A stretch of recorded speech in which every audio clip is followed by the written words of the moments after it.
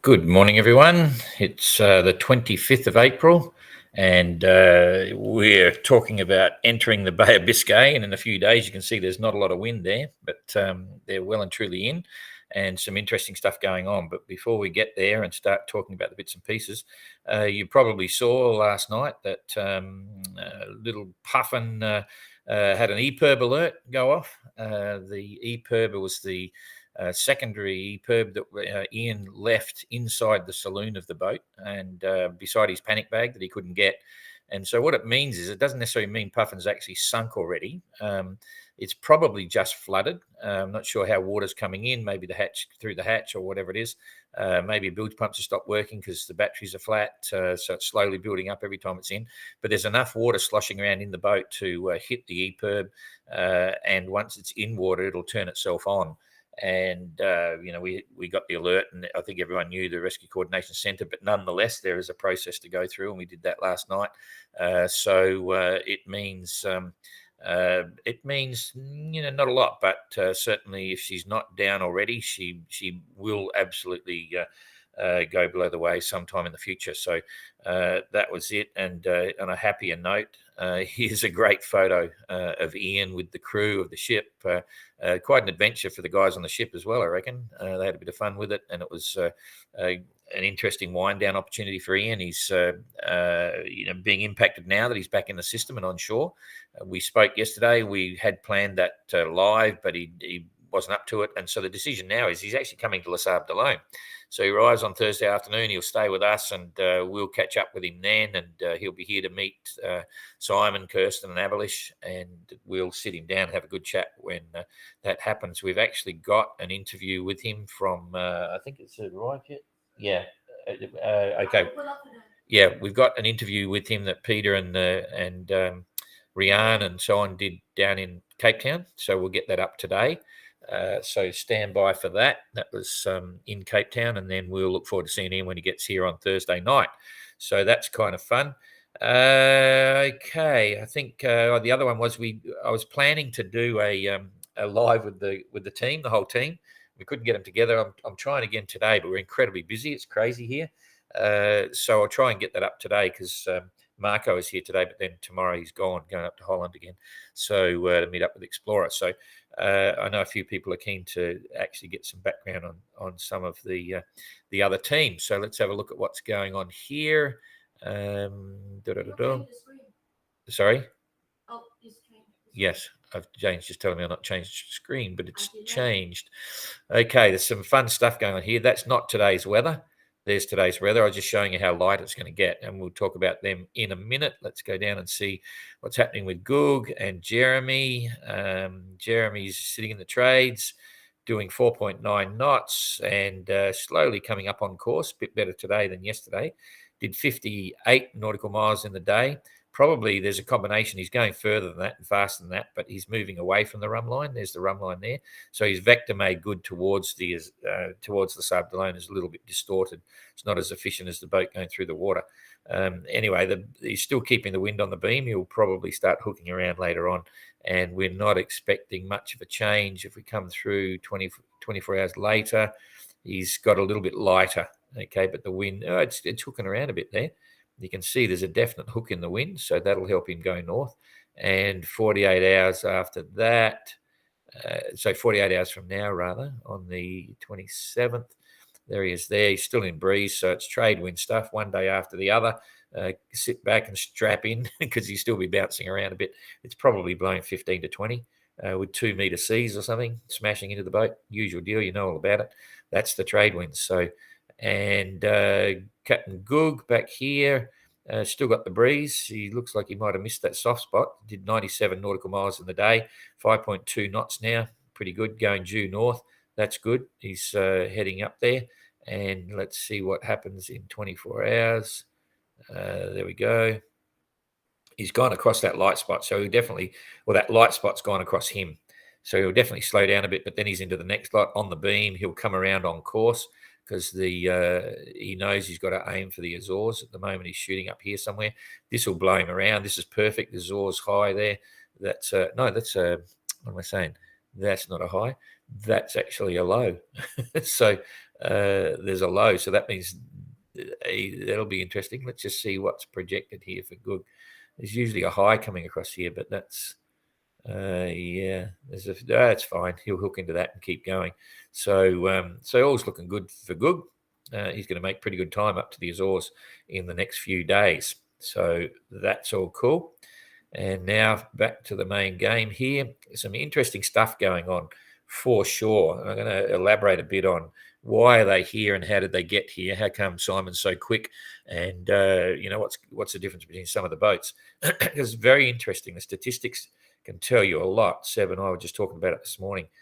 So first of all, if we obviously know where the leaderboard stands. So Kirsten is showing 296 nautical miles to Les Sables d'Olonne, and Abelish is 389, so nearly 100 miles.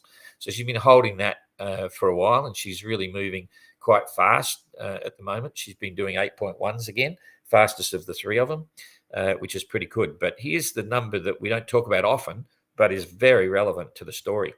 First of all, Kirsten has actually travelled 29,985 nautical miles since Les Sables d'Olonne. All right, this is the distance they've travelled underneath there. I don't know whether you can see that. I can't pick it up bigger because it doesn't zoom in. But anyway, just figure that. So near enough to 30,000 miles. She's just about clocked up. And that's not totally accurate. She's probably travelled a bit more than that because it measures the actual distance of the boats day by day in a slightly different manner. But for the sake of the exercise, 30,000 miles. Abelish has sailed 29,831 nautical miles. So Kirsten's actually sailed a little bit more and she's in front, so that's fine. But here's the interesting one. Forget about Goog for a moment because I just want to show you the boats that are side by side. In the Chichester class, Simon's only travelled on here, distance sailed 29,568. So more or less about 420 miles less than Kirsten, but he's in front. And not only that, he had a huge diversion going up to Port-au-Mont and back again. So that was probably worth close to about another 1,500 miles, something like that, maybe even a bit more. So you put that together. So Simon's actually travelled a couple of thousand miles more than Kirsten. Kirsten's sailed. Hang on, now I'm getting confused. Okay, so in the figure that Simon's got on the board there, right, he's travelled about 450 miles less than Kirsten, right, to get there. But remember, his track included that distance to Port-au-Mont. Does that make sense? So in effect, if he hadn't gone to Port-au-Mont, he would have sailed maybe 2,000 miles less than Kirsten to get around the world from point to point. And he's the one that's got the least distance travelled. And what it is, quite simply, is Simon is a racing sailor. And when you want to go to an objective, like a waypoint or the next point on the course, if the wind changes directions, you keep the boat pointing as best you can towards where you want to go. You adjust your sails and you accept that the boat's going to get uncomfortable because the waves are going to come in a different action, things like that. And that's something that he's done more so than anyone else in the fleet. In other words, he's always maintained a true course to where he wants to go, and he trims the sail. And the contrast to that is Gentleman Ian, of course. Gentleman Ian didn't like to go to windward, didn't like the wind much forward of the beam. So he used to sail all over the ocean, keep looking after the boat, doesn't get worn out, and all these sorts of issues. But it increases the total distance a huge amount. What did John Luke do in 2018? And he won the race with damage to the boat and so on. But when he was about 2,000 miles in front, he was doing exactly the same.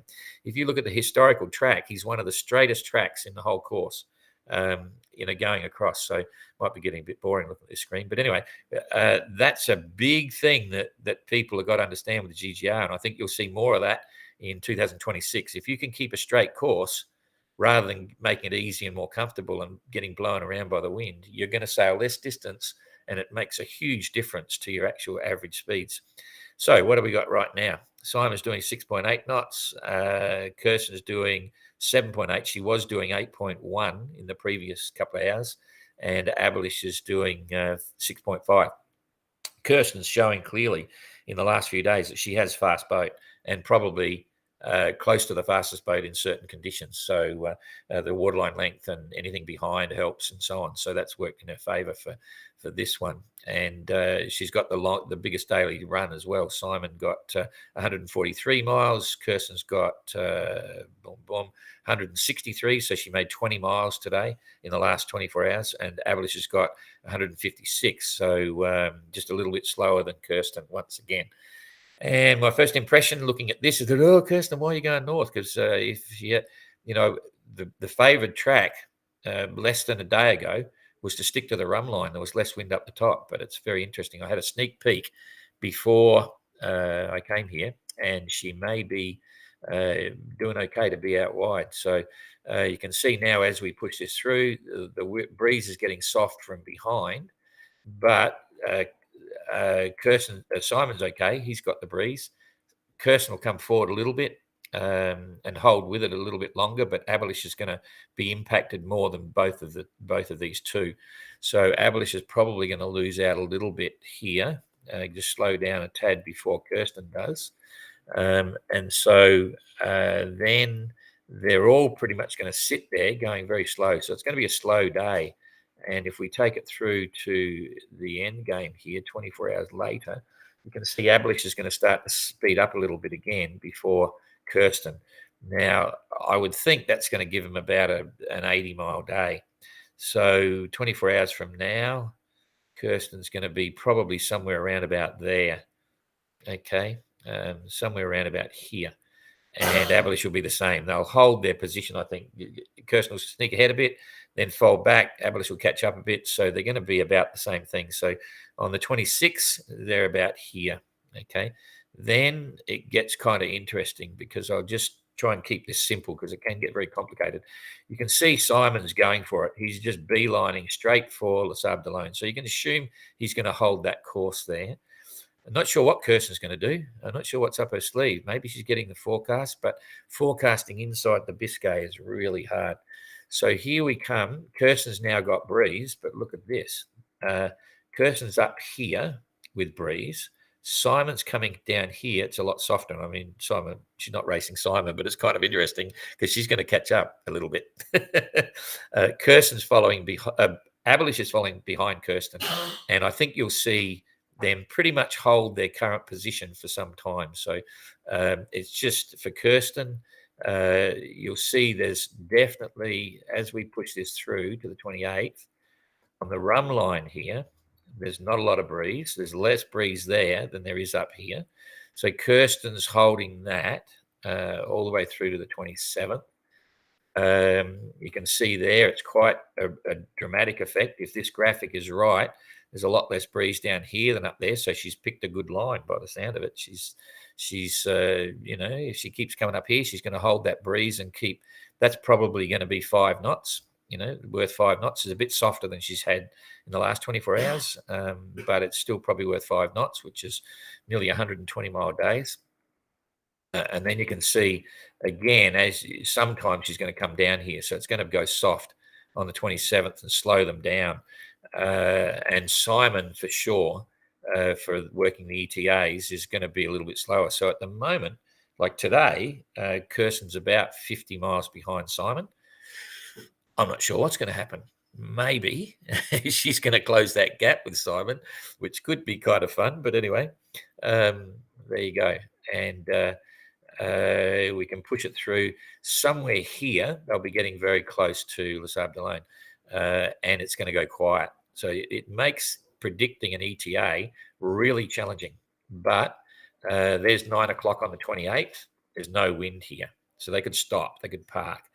So I've been saying on the ETAs that Kirsten's going to arrive sometime on Friday morning. I'm saying 9 o'clock, and I'll probably hold to that. I think it'll be sometime there, but she could park and not get in until midday on Friday or even later, because this is very hard to predict now, and the forecast can change dramatically here. In 24 hours, like even by tonight, it could all change. The last ones, because we're still 3 days ahead, 2.5, 3 days ahead, and it gets a bit funny. So then you've got a light breeze puffing in. I think we'll see Simon come in on Thursday for sure, but I hesitate to suggest whether it's Thursday morning now or Thursday afternoon. And I think Kirsten will be right on his hammer. And Abelish, he's not in a position to make. There's not a lot happening to pull it up behind. So now I'd have to say that Abelish is not in a position to change the format very much at all. And if anything, there's a little bit of boat speed, I think, for Kirsten when the breeze for one of those days, she might pull out a little bit more as well. So there is about, for Kirsten and Abelish, there's around about 90, 100 miles, and I think you're going to see that hold all the way through to the finish. And that 100 miles in very light winds at the end could transition into 24 hours easily. So I'm still holding that whenever Kirsten gets in, Abelish will be about 24 hours behind, maybe 18 hours, 24 hours, 18 hours at the best, 24 hours is likely. Kirsten will come in sometime on Friday, I'm pretty sure, but it's very hard to predict. Okay, the routing programs. One of our Les Sables d'Olonne team members, Benoit, is running a routing program on the whole thing.